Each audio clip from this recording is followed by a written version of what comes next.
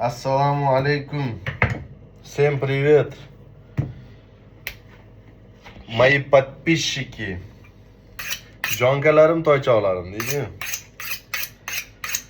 Kecha bo'y bo'lib o'tdi.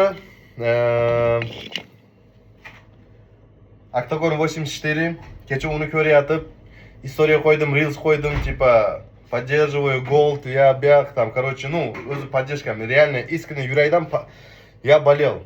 Но, к сожалению, shunaqa bo'lib qoldi.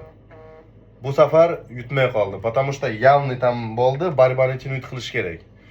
Men, короче, lichkaga menga yozishyapti. Ну, подписчиклар emas, типа yozishyapti. Golga kecha balet qiluvdingiz, yutkizib qo'ydi, ichib qo'ydi, deb.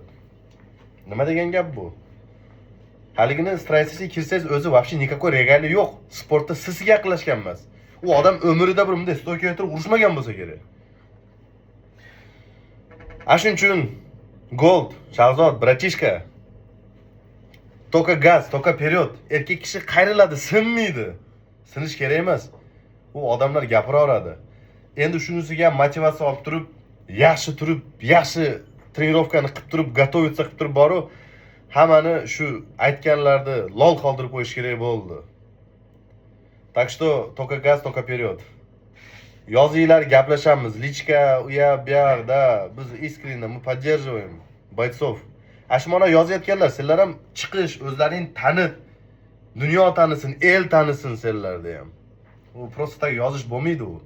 Надо просто газовать, harakat, mehnat bu.